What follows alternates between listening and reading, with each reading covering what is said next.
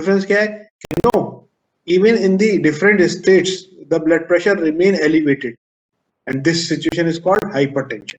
140 के ऊपर जाने लगा during rest, during sleep, during if you start doing activity there will be more rise, 170 180 होने लगा।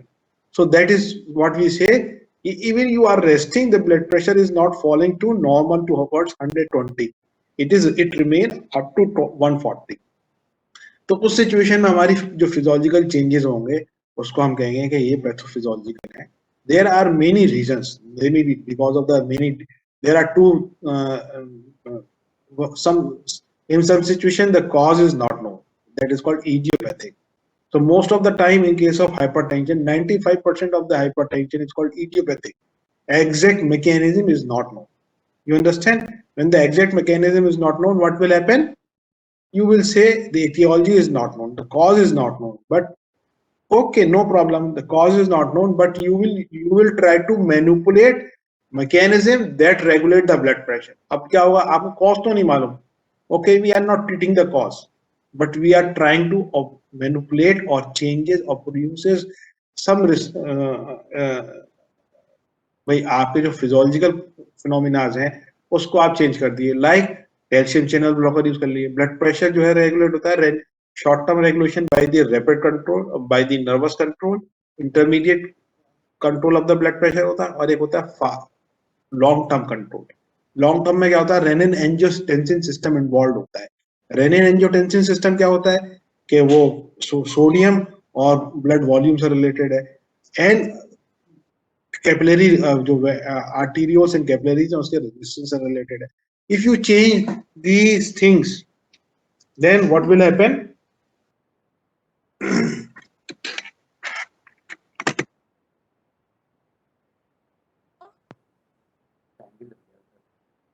Excuse me, तो sir. हाँ बताइए। Sir, हेलो sharing बताइए। the yes, screen. Share screen नहीं हो रहा है। Hello, No, sir. No, sir. Screen share, Abbas share कराओ स्क्रीन। कह रहे हैं शेयर नहीं हो रहा है, हमने तो शेयर करा दिया था। Sir, starting से ही नहीं हो रहा screen share. अच्छा ठीक है, अभी करते हैं। Thank you for the response and for cooperating with your teacher. देखिए ये सब प्रॉब्लम्स आप बताते रहिए, हम लोग उसको रेक्टिफाई करते रहेंगे। शेयर करा दो। अब आगे शेयर हो गया, अब आ गया आप लोगों को। Yes, sir. ओके, सो Yes, sir, आ रही है. Thank you. देखिए बताते रहिए, तो उससे क्या होगा ना, जो चीज कमियां हैं वो हम लोग उसको रेक्टिफाई करते रहेंगे। सो अब क्या होगा पैथोफिजियोलॉजी में, उसको हम लोग different we will why we it is important because we will be modulating different physiological regulatory mechanism to effect the disease process. अब देखिए हाइपरटेंशन का एग्जांपल लीजिए, आप लोग आवाज आ रही है? हाइपरटेंशन का एग्जांपल क्या लिए? Yes, sir. असेंशियल हाइपरटेंशन में क्या होता है कि ब्लड प्रेशर बढ़ गया, कॉज नहीं मालूम है। अब आपके पास दो ऑप्शन है, आपको ये नहीं मालूम व्हाट इज द कॉज।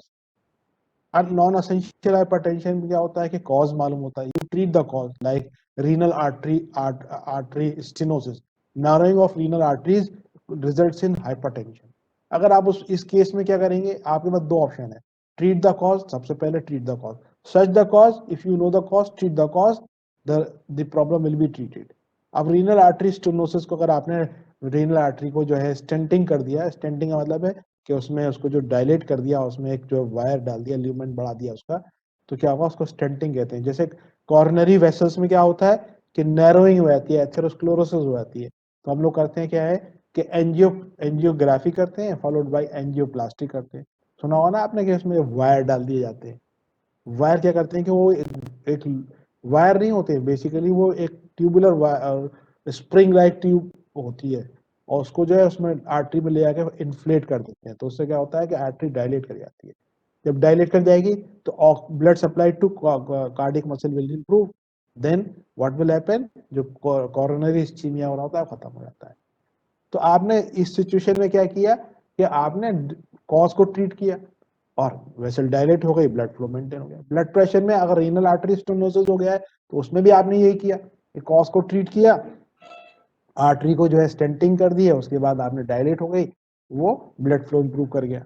तो ये सब चीजें जो है आप first try to treat the cause, but there are situation where you have no idea, have you no understanding, और the exact mechanism is not clear to the treating person, not to the treating person, but it is not known to the knowledge. Subject को ही नहीं मालूम है कि unknown cause, there are many unknown reasons for elevation of blood pressure. Essential hypertension जो होता है उसमें कॉज ही नहीं मालूम होता है। 95% what is the cause, what is the pathophysiology, not known. So what you do, you try to manipulate the regulatory mechanism of the blood pressure. अब regulatory mechanism क्या है, लॉन्ग टर्म रेगुलेटरी मैकेनिज्म आप सब change कर दीजिए। सबसे पहले हम क्या कहते हैं मरीज को, कौन बताएगा, घर में कॉमन बात है ब्लड प्रेशर में क्या क्या रेस्ट्रिक्ट करते हैं, देखिए बताइए, थोड़ा बहुत तो आप लोग हम लोगों से वो करिए बातचीत, तभी तो इंटरेक्टिव बनेगा मामला। सर सॉल्ट क्या इंटेक। सॉल्ट इंटेक, चीनी वेरी गुड। अरे भाई चीनी कहाँ से आ गई, चीनी तो डायबिटीज में सर वो हम है। हेलो पानी, सर पानी के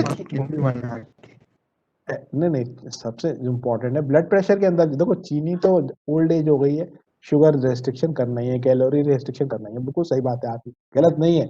पर specifically we are talking of story of blood pressure, blood pressure की बात कर रहे हैं ना। तो ब्लड प्रेशर में क्या है कि हम लोग सॉल्ट रेस्ट्रिक्ट कर देते हैं। अब सॉल्ट रेस्ट्रिक्ट करने से ब्लड प्रेशर का क्या रोल है, salt is responsible for the blood volume. अभी आएगा, हम लोग जब ट्रांसपोर्ट अक्रॉस मेंब्रेन पढ़ेंगे तो it is responsible for changes in the blood volume. When the blood volume will increase, what will happen, the blood pressure will increase, venous return will increase. When venous return will increase, what will happen, the blood pressure will increase. So you try to understand that the things will be changes. अब हमें cause तो नहीं मालूम, लेकिन अगर हम salt restrict कर देंगे तो क्या होगा कि ब्लड वॉल्यूम घट जाएगा, ब्लड वॉल्यूम घट जाएगा तो क्या होगा, वीनस रिटर्न घट जाएगा, वीनस रिटर्न घट जाएगा तो क्या होगा कि ब्लड प्रेशर घट जाएगा, ठीक है ना। अब ब्लड प्रेशर जब घट जाएगा तो क्या होगा कि जो सिर्फ सॉल्ट रेस्ट्रिक्शन से हो गया। तो आपने यहाँ क्या फिनोमेना यूज किया, you are not using any drug, you are using the physiological phenomena, you are modulating the physiological phenomena to produce effect, beneficial effect, उसका ब्लड प्रेशर घट गया। कभी कभी क्या होता है कि अब इसी तरह से बहुत सारी ड्रग्स आती हैं, one drug is called that results in vasodilation, autonomic drugs, autonomic nervous system जब हम बात करेंगे तो उसमें आपको बहुत सारे systems, sympathetic and parasympathetic nerve regulation पढ़ेंगे जो कि ब्लड प्रेशर को रेगुलेट करते हैं। अब वेसोडाइलेटर यूज कर लेते हैं हम लोग, प्रोपेनॉल वेसोडाइलेटर यूज कर लेते हैं हम लोग, है ना। मेटलार एक दवा का नाम है, मेटलार आपने वो नाम सुना होगा ना, मेटलार मेटोप्रोलॉल के नाम से आती है मार्केट के अंदर। ये सब क्या करती है, वेसोडाइलेटेशन करती है। वेसोडाइलेटेशन का मतलब क्या है, vessel will dilate, when vessel will dilate what will happen to peripheral resistance, the peripheral resistance will change, when the peripheral resistance change और it will decrease, it will cause decrease in blood pressure. So आपने क्या phenomena use किया, आपको cause नहीं treat किया, आपने यहाँ पर क्या ट्रीट किया, एक फिजियोलॉजिकल फिनोमेना को यूज किया, उसको मॉड्यूलेट कर दिया, and that will help in decreasing the blood pressure. So pathology क्या था कि ब्लड प्रेशर बढ़ गया था, फिजियोलॉजिकल फिनोमेना को आपने इंट्रोड्यूस किया, उससे क्या हुआ, अब क्या हुआ, डायरिया हो गया। डायरिया में क्या होता है, ब्लड वॉल्यूम जो है घट जाता है और सोडियम या पोटेशियम लॉस हो जाता है, वॉमिटिंग एंड डायरिया ये सब प्रॉब्लम्स होती हैं। तो आप क्या करते हैं, आप कहते हैं साल्ट इंटेक बढ़ाइए और फ्लूइड इंटेक बढ़ाइए, और जो डायरिया हो जाए उसका अगर कॉज नोन है तो कॉज को ट्रीट करिए, बैक्टीरियल कॉज होता है, वायरल कॉज होता है। अब आपको अक्सर आपको मालूम होगा कि लोग कहते हैं कि antibiotics because you are not treating the cause, bacterial reason नहीं है उसका, तो आप जो एंटीबायोटिक करिए तो तो ये सारी फिजियोलॉजी है, कम्स अंडर द क्लिनिकल। इसीलिए मैंने आज इसको दोबारा एम्फेसिस दिया क्योंकि स्टूडेंट्स भी कम है और मोटिवेट भी हम लोग आप लोगों को कर रहे हैं कि आप लोग ऑनलाइन आए क्लास, कितने आ गए आपका, हाउ मेनी पार्टिसिपेंट्स देयर, अभी भी बहुत कम है, 5-6 150 में से 20 students हैं, and I am assured I will motivate my students to come to join online classes. देखिए आप बिल्कुल बात सही है कि क्लास से डायरेक्शन नहीं है, नेटवर्क की प्रॉब्लम है, लेकिन जिनका नेटवर्क आ रहा है वो तो ज्वाइन कर सकते हैं, बताइए। देखिए ज्वाइन क्लास हमने पूरी कोशिश करी है कि आपको इंटरेक्ट करें, आपको ज्वाइन कराएं, जितना भी हो जाए उतना कोशिश करिए ज्वाइन करें, ठीक है ना। इसीलिए आज हम आप लोगों को मोटिवेट कर रहे हैं और बहुत ज़्यादा अलग नई चीज़ भी बता रहे हैं, प्रीवियस लेक्चर्स को ही रिपीट कर रहे हैं ताकि आप लोगों का इंटरेस्ट बढ़ जाए, आप लोग क्लास आगे ज्वाइन कर लें। ये हमारी कॉस्ट है, हमें अपना कोर्स फिनिश करना पड़ेगा fast. Today I have to complete the transport, अब नहीं कर पा रहे हैं, कोई बात नहीं, ठीक है करेंगे। आप लोग थोड़ा सा समझ जाएंगे कि क्लास नहीं करेंगे, कोशिश करेंगे कि आपको छूट जाए, तो इसलिए रिजल्ट बहुत इम्पोर्टेंट है। इसीलिए ये बहुत इम्पोर्टेंट है कि मेडिसिन जो लोग करेंगे, सर्जरी जो करेंगे, उसमें कहीं ना कहीं फिजियोलॉजी के जो रूल्स का उसका एडवांटेज मिलेगा। अगर आपको फिजियोलॉजी समझ में नहीं, एनाटॉमी के बिना सर्जरी नहीं होगी, फिजियोलॉजी के बिना मेडिसिन नहीं ट्रीट होगी, और मेडिसिन को प्रॉपरली क्या कहते हैं उसकी आपको जो है ना अपने स्किल्स को कहते हैं ना बेस्ट परफॉर्मिंग स्किल्स डेवलप जब भी हो सकती है जब आपकी फिजियोलॉजी स्ट्रॉन्ग हो। तो हमारा उसमें एक पार्ट होता है क्लिनिकल फिजियोलॉजी, बहुत सारी और भी सब ब्रांचेस हैं, but clinical physiology is mainly related to pathophysiology of the disease and its management and treatment. Management में सभी आ जाता है। अब कौन सी बुक्स पढ़ेंगे आप लोग? आप लोगों ने अब तक क्या डिसाइड किया, which book you will follow?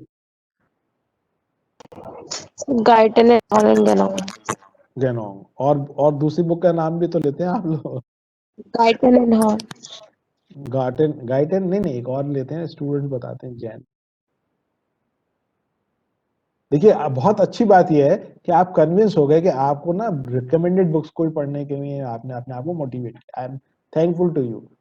Okay, तो ये 2 बुक्स रिकमेंडेड हैं, और यही जो बुक्स है ना, यही जो है जब क्वेरीज होती हैं, आप कहीं पे कोई इश्यूज होते हैं तो उसको सॉर्ट आउट करने के लिए ये इनको फॉलो करते हैं। We don't follow any other book. Rest of the books are also very good, but because we restrict to, we have to shortlist some books. Department has shortlisted these 2 books, the Guyton and Hall, Medical Physiology, और recent edition। इसमें भी याद रखिएगा कि एक बड़ी important बात मैं आपको बताऊं कि don't quote Guyton of old edition. If you quote the old edition, your statement will be null and void. समझ रहे हैं इसका मतलब क्या है कि ओल्ड एडिशन में कुछ और लिखा है, रीसेंट एडिशन में कुछ और लिखा है। अब आप जैसे फॉर एग्जांपल हमारे वक्तों में, फॉर एग्जांपल एक मैं आपको एग्जांपल बताऊं, जब हम लोग फिजियोलॉजी पढ़ते थे तो टेस्ट सेंसेशन 4 तरह के लिखते थे हम लोग। What are the 4 different type of test sensation? बताइए कौन से होते हैं test sensation? Hello? Sweet, sour, bitter, and bitter, salty. Salty. अब हम लोग, अब जो रीसेंट एडिशन आप पढ़ेंगे उसमें 5 लिखे हुए, 5 टाइप्स। अगर एक क्वेश्चन आए कि type of different types of test sensation 4 or 5, what will be your answer? 5. 5, but 4 is also correct if you follow the old edition, but here is a discrepancy, 4 or 5, there you have to follow the recent edition. कौन सा edition? Latest edition of the Guyton and Hall, latest edition of Genong and Medical. To decide the discrepancy you have to use recent edition. तो आप लोग समझ में आई ना बात? इसलिए हम हो सकता है कि आप पार्शियली ठीक हो क्योंकि 4 पहले थे, लेकिन न्यू एडिशन में 5 हो गए। 5वां क्या है, उसका क्या नाम है? What is the 5th one? वो तो आपने बता दिए 4, 5वां बताइए। एनीवन? नॉन वेजिटेरियन लोग उसको अच्छे से समझते हैं, they are familiar with the 5th type of test sensation. Why I am saying this? Because the special umami taste buds कहते हैं ना अजीनो मोटो होता है, उससे टेस्ट करते हैं इसको। उमामी आ गया है, fifth one is umami, and it is basically the protein disintegrated product that stimulate special type of taste buds called umami taste buds. और ये जो टेस्ट होता है ये कहाँ से आता है? नॉन द फ्लैश जो होता है ना उसके डिसइंटीग्रेशन से आता है। इसीलिए जो लोगों की चॉइस होती है, ज्यादातर लोग होते हैं नॉन वेजिटेरियन हो जाते हैं। There are many reasons. वो टेस्ट जो है ना उसका सेंसेशन अलग से ऐड मिलता है। तो 4 + 1 5, latest is 5 test. Now coming to the learning of, देखिए हम लोगों को अब जो है मॉडर्न प्रोटोकॉल से जो है चीजें फॉलो करनी है। मॉडर्न प्रोटोकॉल ये latest protocol of the MCI, उसमें क्या है हमारे स्पेशल लर्निंग ऑब्जेक्टिव है। अब जैसे आज का जो लर्निंग ऑब्जेक्टिव था वो transport across membrane followed by the inter, दो चीजें हैं, सेल्यूलर कम्युनिकेशन, इंटरसेल्यूलर कम्युनिकेशन। अब लर्निंग ऑब्जेक्टिव क्या है? जैसे आज एक लर्निंग ऑब्जेक्टिव प्रीवियस क्लास का था, describe the structure and function of mammalian cell, describe the organization of cell, describe the structure and function of cytoplasmic. Everything is well defined. What you have to learn, what you have to know, what you have to show, it is well defined, well planned by the regulating agencies. आपका already सब कुछ है। जैसे describe the structure and function of cell membrane and intercellular junctions. What are the intercellular junctions? अभी हमने आपको assignment में दिया था। सेल ऑर्गेनेल्स आपको, देखिए यहाँ पर सबसे इंपॉर्टेंट चीज ये है कि कुछ हम आपको पढ़ाएंगे, कुछ आपको भी प्रोड्यूस करना है। ठीक है, ऐसा नहीं है कि आप खाली छोड़ के चले जाएंगे, आपको भी प्रोड्यूस करना है। और जो चीज हम आपको होमवर्क में देंगे, होम असाइनमेंट देंगे, उसको कहीं ना कहीं कवर जरूर करेंगे, लेकिन वो इंपॉर्टेंट होती हैं। तो लड़कों को, स्टूडेंट्स को, लड़कियों को मोटिवेट करने के लिए it is very very important that you should submit your assignment. और please don't send the assignment on my mail, already it is inbox is already, मतलब वो उसमें अब मेल आ नहीं रही है। जीमेल वाले कह रहे हैं कि आप लोग अपना मेल डिलीट करो। तो आप जो है ना वो गूगल मीट, गूगल क्लास पे लोड कर दीजिए, वहां हमने दिया है, आपको कोड शेयर करा देंगे आज सबको। आपने ईमेल दे दिए तो हम लोग शेयर करा देंगे।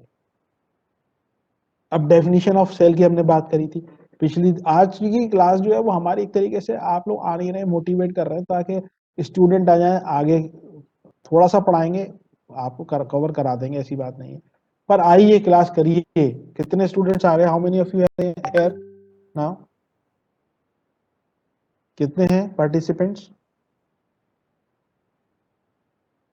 Okay, definition of cell, functional definition क्या है कि it is a structural and functional unit of life. But इससे व्हाट इज सेल नहीं समझ में आता। Cell is a structure bounded by a membrane, एक स्पेस होता है जिसको कौन बाउंड करता है? मेम्ब्रेन बाउंड करती है। There are internal structures, there is a internal environment and there is a external environment. Because of the membrane there will be internal environment. Internal environment का मतलब क्या है कि जो दो, outside is also aqueous environment, inside is also aqueous environment. दोनों environment है, दोनों में कुछ ना कुछ डिफरेंस मिलेगा आप। And this difference is because of the plasma membrane. Plasma membrane for the, it is a membrane and it performs the most important function of the cell. It creates the environment that produces cells under which it creates an environment that is responsible for the normal cellular normal functioning of the जो intracellular organs है उनकी normal functioning possible है under the special environment, and this special environment is because of the plasma membrane. अब जो cell organelles हैं, what are the different cell organelles? You can see there is inside there is a very well defined structure called nucleus. उसके अंदर भी एक well defined structure है called nucleus, and this nucleus is bounded by a membrane called nuclear membrane. Porous होती है। Nucleus के अंदर क्या होता है? न्यूक्लियस का क्या फंक्शन है? उसके अंदर क्या स्ट्रक्चर्स होते हैं? Why it is so well defined? Why it is almost all the cells will have nucleus. There are few exception like RBC, there is an exception। आ जाओ, बहुत कम बच्चे हैं, मोटिवेट किया है, आ रहे हैं, धीरे धीरे आ रहे हैं, बहुत कम है, 10 भी नहीं है यार। वो फ्रेश टॉपिक पढ़ाना इस वक्त जो है, मतलब आ जाएंगे, लेकिन उम्मीद है कि एक आध दिन में they will start attending class. We are motivating and तो न्यूक्लियस का क्या रोल है, क्या फंक्शन करता है सेल के अंदर, बताओ। हाँ भाई, कोई आंसर नहीं आ रहा है, कोई रिस्पॉन्स नहीं आ रहा है। No response from the student side.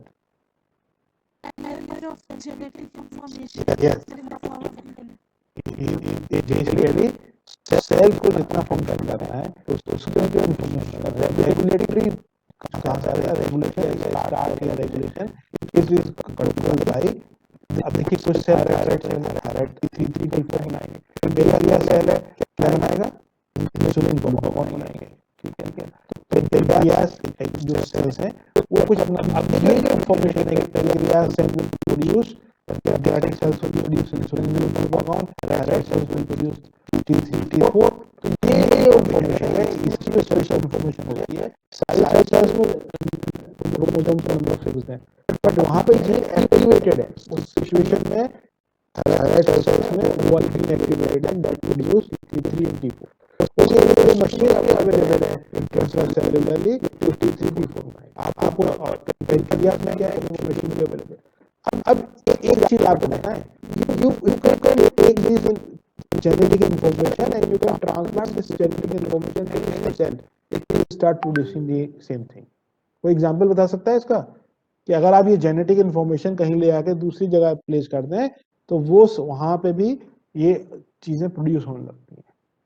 कोई एग्जांपल बता सकते हैं, रियल लाइफ एग्जांपल। ऐसे जेनेटिक इंजीनियरिंग। जेनेटिक इंजीनियरिंग से क्या चीज बन रहा है हम लोग, बिल्कुल जो है एक्चुअल ह्यूमन सेल्स के इक्विवेलेंट मार्केट में कॉमनली अवेलेबल है। Very good answer, insulin. Insulin is very good example of genetic engineering where you use the information available inside the nucleus, inside the genes, ठीक है ना। that information is passed to some organism, plasmid बना के दूसरे cell में place कर दिया bacteriophage के अंदर, that produces and that information is regulated and there's that bacteria जो organism है they start producing insulin in labs। आपको हम बताएं हिस्टोरिकल एस्पेक्ट बता रहे हैं थोड़ा सा, आज थोड़ा सा जो है इंटरेस्ट जनरेट करने के लिए। सबसे पहले जब हाइपरग्लाइसीमिया ट्रीट करना शुरू किया तो we are using the insulin comes from which organ animal, कहाँ से आता था, So slaughter animals. Slaughtered animal, pork से आता था। Very good. Swine we use swine pancreas to produce slaughtered, जहां जो होते हैं ना उस, it is similar to human insulin, not almost equal, it is very similar functionally, it is also similar to him, it produce some effect also there, but what is the problem, it is antigenic in nature, you understand। I told you there are carbohydrate moieties, अभी आगे हम आपको इसको associate कर रहे हैं यहाँ पर, कार्बोहाइड्रेट मोइटीज होती हैं जो लिपिड से भी बाइंड करती हैं मेम्ब्रेन पे और उस पे भी बाइंड करती हैं, प्रोटीन से बाइंड करती हैं। These are called glycolipids and glycoprotein that is responsible for the antigenic behavior of the cell. They provide antigen. If you inject these antigen, it will produce antibody. So there are two systems. Most of the time, there will be the antigenic behavior of the self antigen are not there. उसमें क्या होता है कि जो आपके cell पे antigen है उसके अगेंस्ट एंटीबॉडीज नहीं बनती, पर एक्सटर्नली किसी और से आ जाएंगी तो क्या होगा, there will be production of antibody. अब क्या होता था कि वो जो इंसुलिन प्रोड्यूस आप यूज करते थे स्लॉटर एनिमल वाला, उसमें एंटीबॉडीज फॉर्मेशन हो जाती थी। उसमें जब एंटीबॉडीज फॉर्मेशन हो जाती थी तो क्या होगा, ये वो जो इंसुलिन है वो प्रॉपरली एक्ट ही नहीं करेगा, तो with time there will be complications.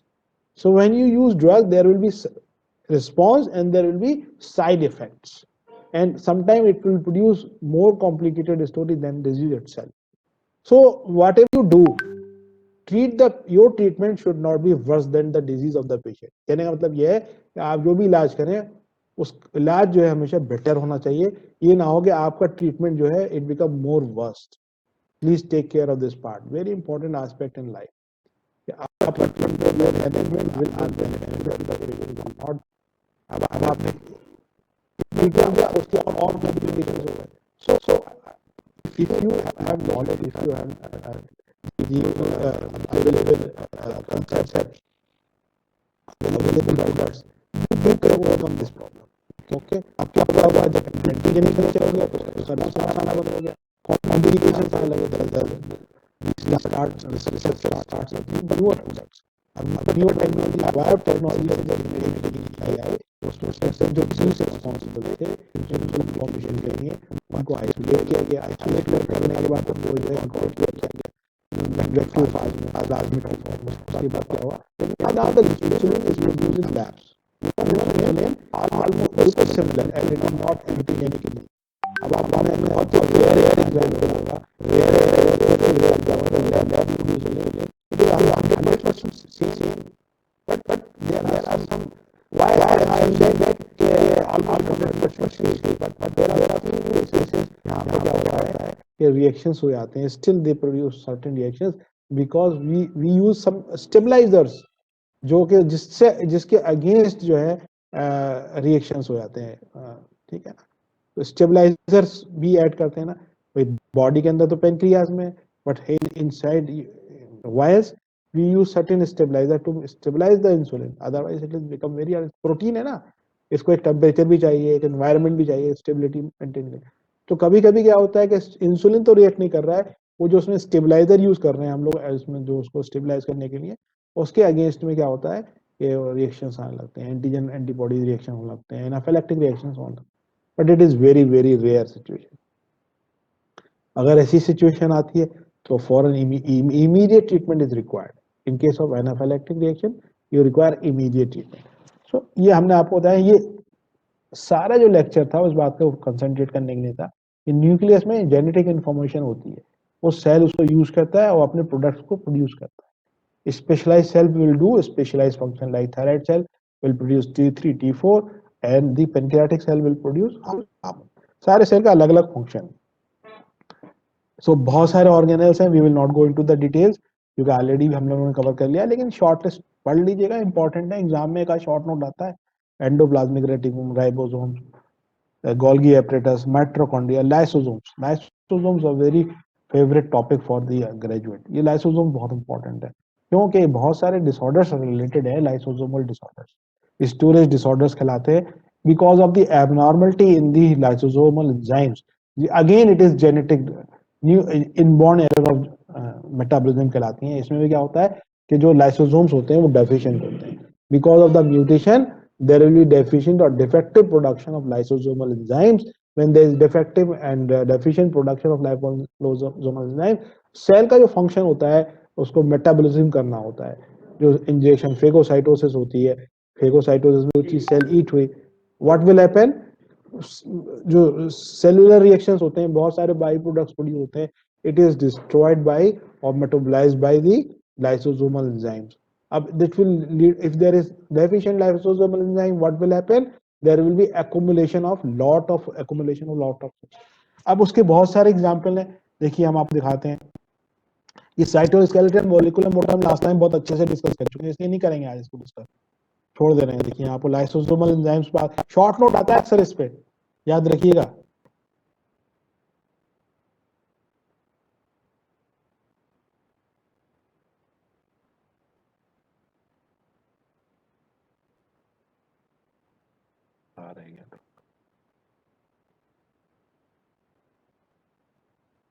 ये देखिए लाइसोसोमल डिजीजेस।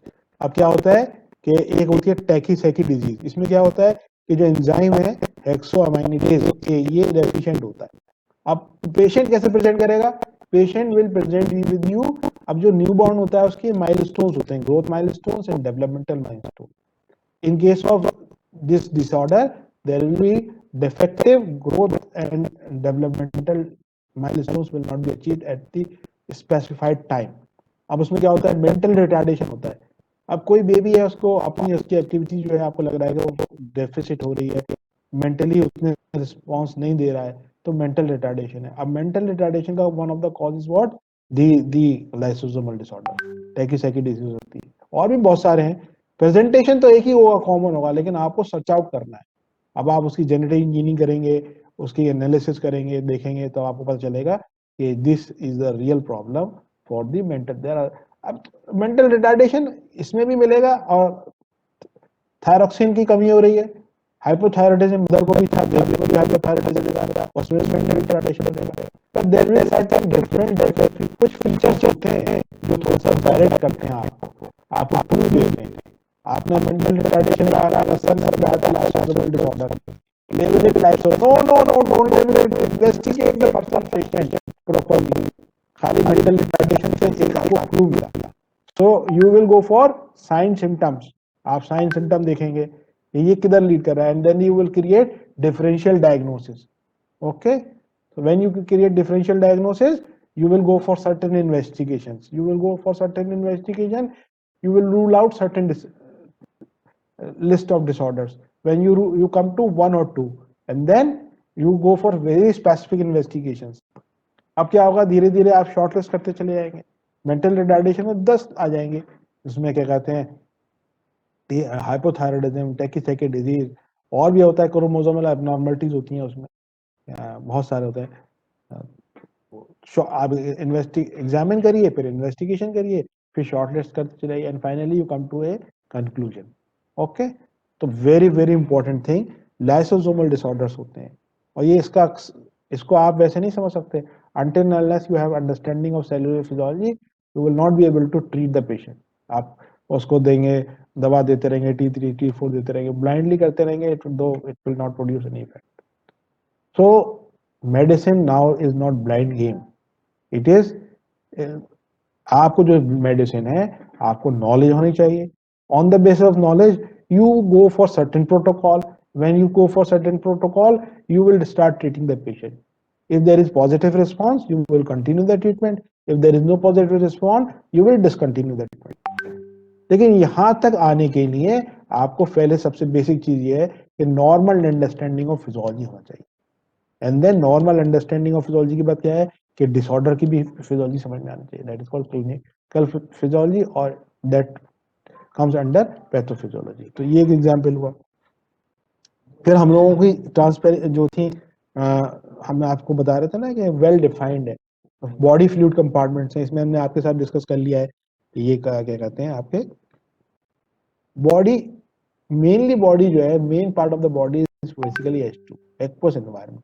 उसमें जो है टोटल बॉडी फ्लूइड को हमने दो जगह डिवाइड किया, टू पार्ट्स में, intracellular fluid inside the cell and the extracellular. Extracellular में भी फिर हम लोगों ने क्या डिवीजन है इसका, कौन बताएगा? एक्स्ट्रासेल्युलर में क्या डिवीजन है बताइए? How you classify body fluids? Total body fluid, intracellular, extracellular. Extracellular is further divided into, anyone from you, any student from the class? Okay, batch 2020, no student, all is one single unit. Anyone? कोई respond नहीं करेगा? Interstitial fluid plus plasma and then Very good. transcellular fluid. Very good. Interstitial fluid, plasma, and then transcellular fluid.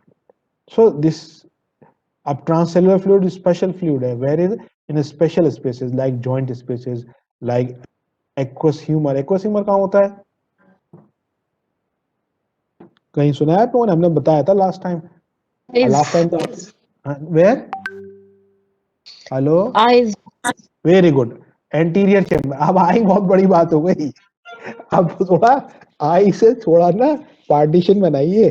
देखिए अब आप लोग doctor बनने जा रहे हैं। Aqueous humour, anterior chamber, there is two division of anterior chamber and posterior chamber. Posterior chamber में क्या होता है? विट्रस फ्लूइड होता है। एंटीरियर चेम्बर है ना, पीपल के आगे आगे का जो पोर्शन है उसको कहते हैं एंटीरियर चेम्बर ऑफ द। अब आई मत बोलो, ठीक है, अभी तो हम लोग देखो, हमारा काम यही है आप लोगों को कि ना आपकी नॉलेज बढ़ाना, ठीक है? आई बोलोगे तो आंसर तो ठीक है, बट ना वो मतलब बात नहीं आ रही कि नहीं साहब जो है ना, ये नॉलेज के लिए लग रहा है कि मालूम तो है पर नॉलेज की ना एक्यूरेसी नहीं आ रही है। Anterior chamber, lot of fluid is there, anterior chamber, posterior chamber, anterior chamber aqueous. CSF कहाँ होता है? What is CSF?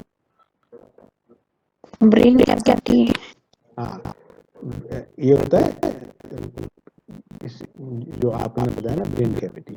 Spinal cord में भी सीएसएफ होता है, उसमें भी, और ब्रेन में भी होता है, वेंट्रिकल्स में होता है बेसिकली। और इसका भी बड़ा न्यूट्रिशन फंक्शन है, और ये जो है इसका एक और फंक्शन है, क्या फंक्शन है,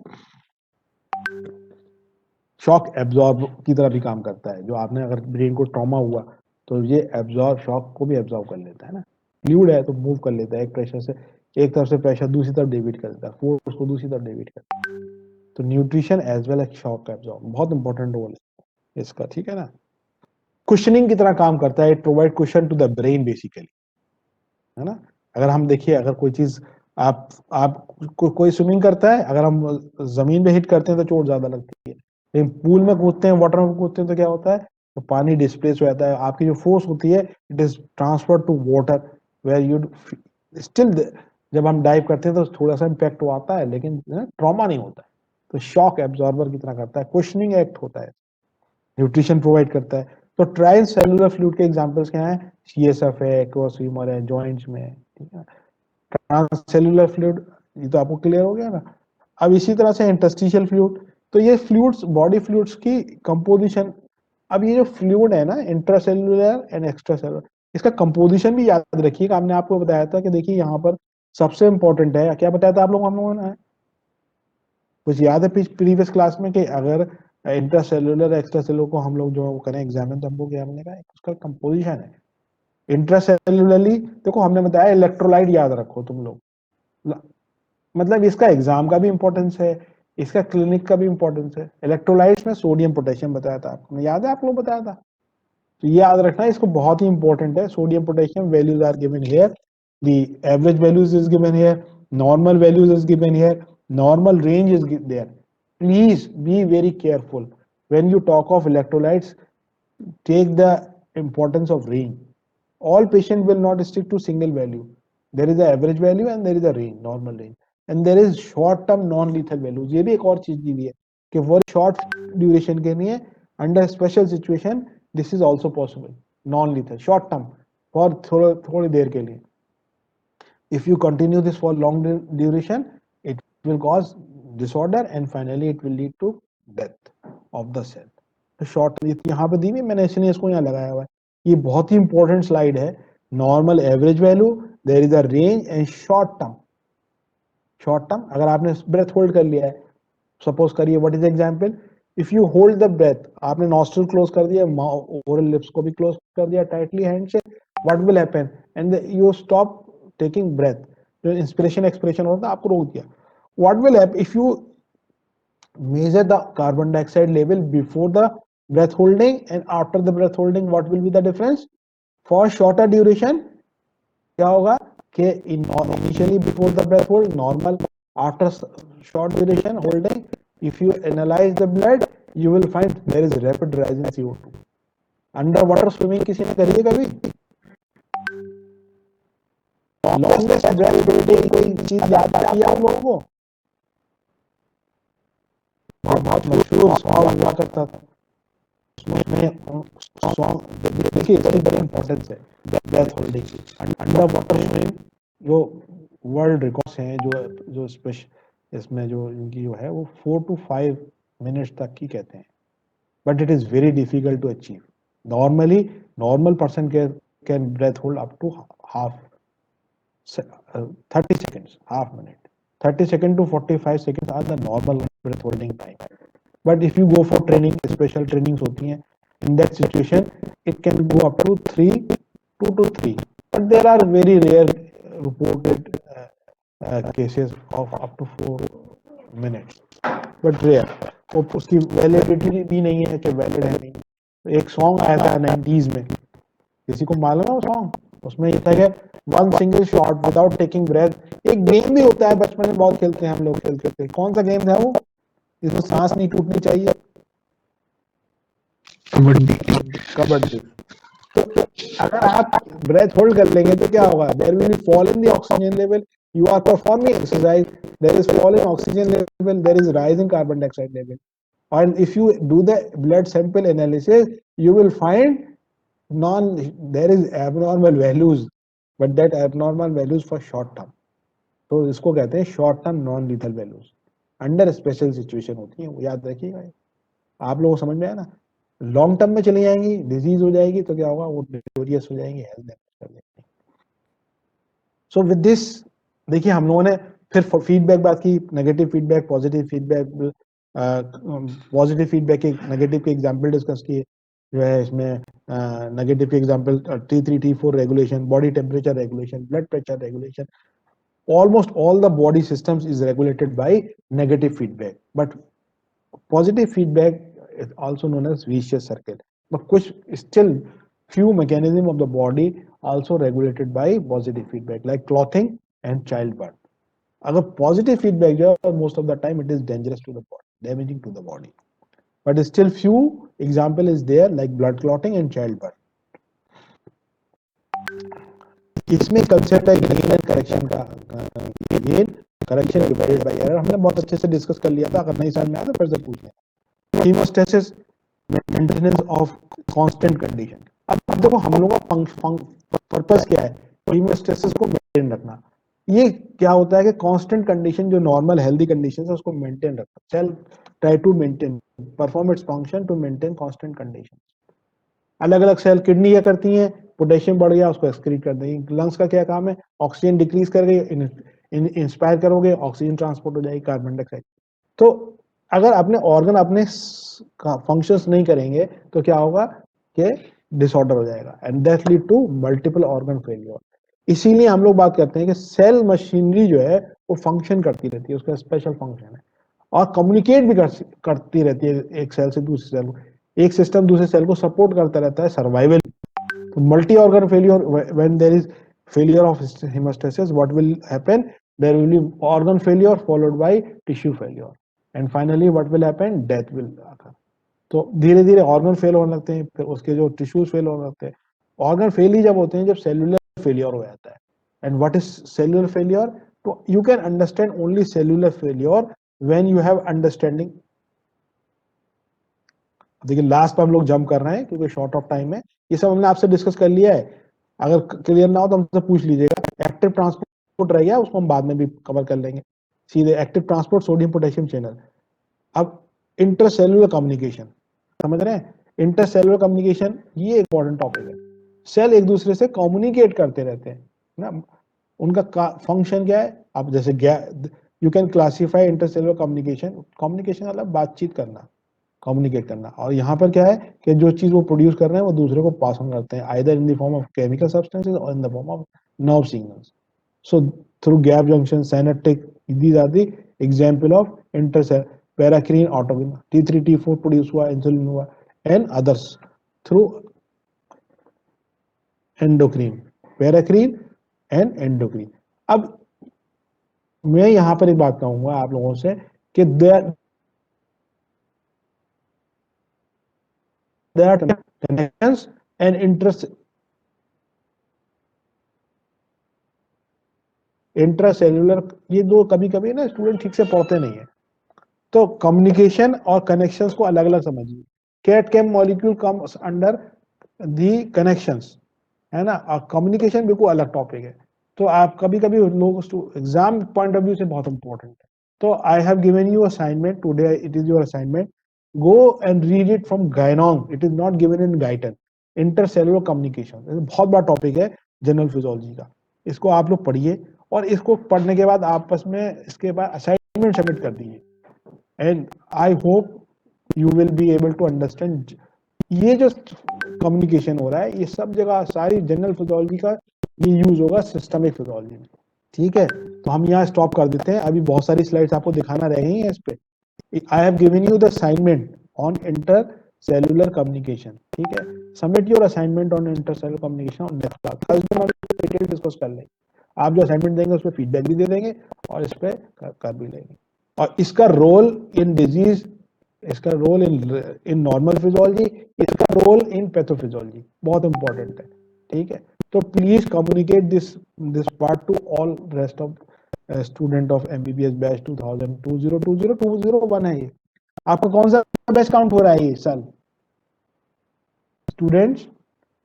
ये क्या आप लोग लिख रहे हैं? 2020 लिख रहे हैं, 2021 लिख रहे हैं बैच को? Hello, 2020 sir. 2020 प्रीवियस बैच लिख रहे हैं. तो आपको असाइनमेंट समझ में आ गया है ना, कहाँ से पढ़ना है मैंने वो भी बता दिया है. जब आप लोग असाइनमेंट सबमिट कर देंगे तो मैं उसको रीड कर लूंगा और रीड करने के बाद फिर आपको मैं क्लास में कवर कर लूंगा, क्योंकि मुझे इसमें दोनों पार्ट कवर करने हैं, under normal state and under disease and pathology में उसमें क्या चेंजेस होते हैं और क्या उसका रोल है। तो please go and read it from Guyton, submit assignment. And आज तो बहुत कम स्टूडेंट हैं, I hope, I will pray that the rest of the student will come to my class. And thank you. Any questions? आप लोग कुछ कहना चाहेंगे? कुछ बताइए, कुछ बोलिए। Hello student. Sir, I could not get the patch clamp technique that you gave Eh, as assignment.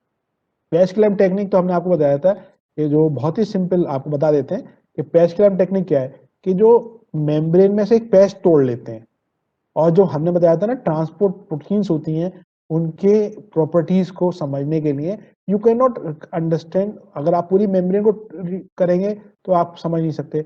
तो जो specific portion of membrane is taken out from the cell and then you study in artificial in vitro environment. So एक patch is taken from the membrane and there is a special electrode called microelectrode.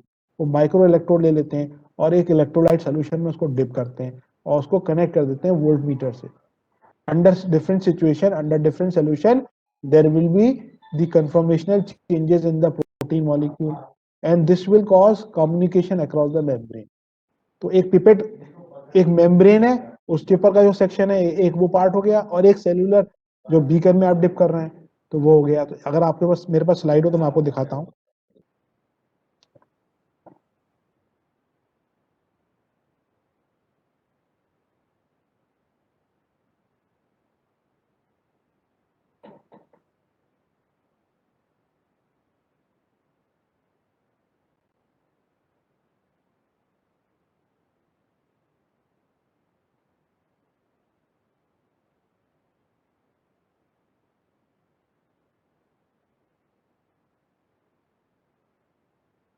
देखिए ये slide है ना, अब यहाँ से आपको slide share हो रही है, स्लाइड Yes, sir.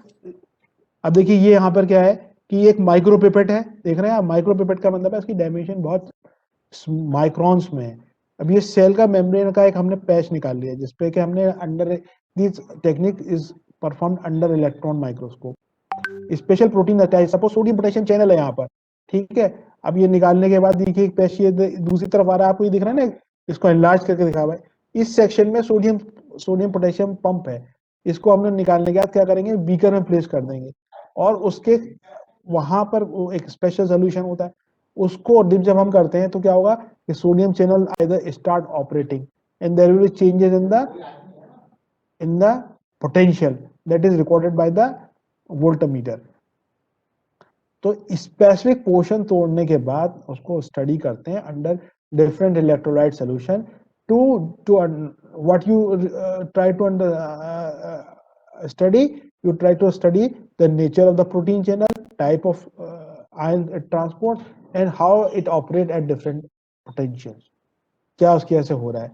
तो उसको ये जो है टेक्निक यूज होती है, this technique is called patch clamp technique, इस पर नोबेल प्राइज भी मिला है, ठीक है। I hope this is clear to you.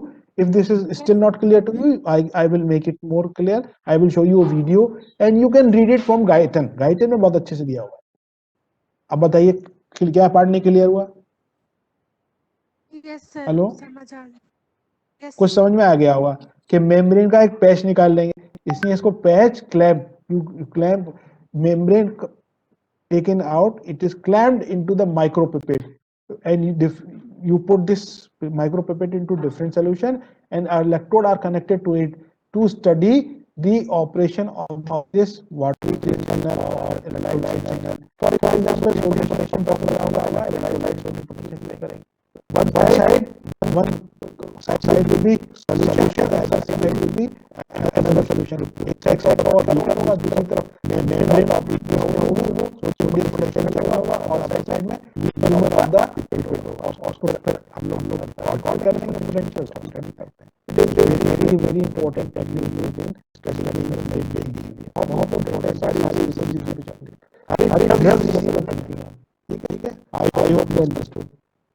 Anything wrong was?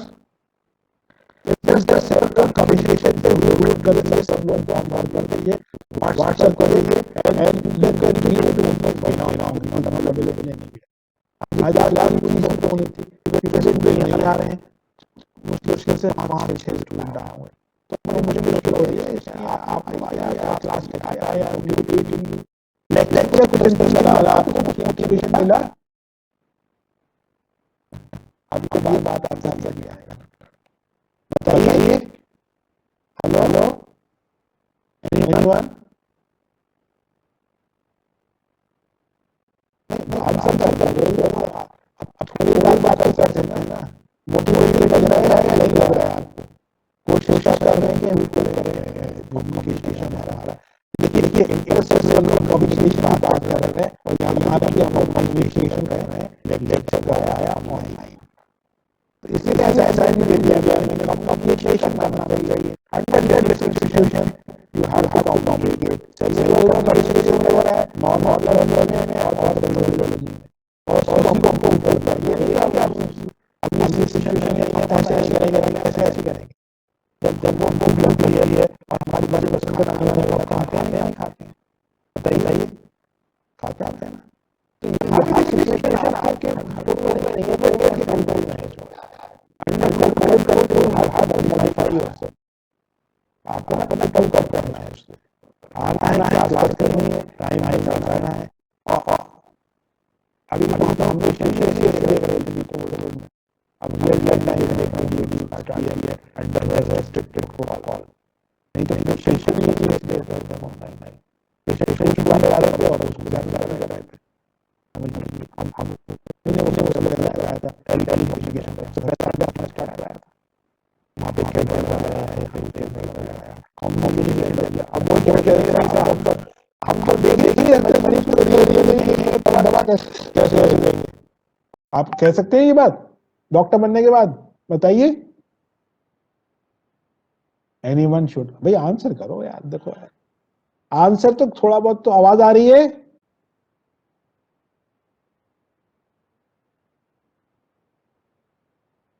लगता है सब लोग चले गए। Okay, thank you. I understand your problem and still try to improve. अभी वीडियो बनाते हैं, कुछ पीपीटी बनाते हैं, दिखाएंगे आप। Okay, all the best.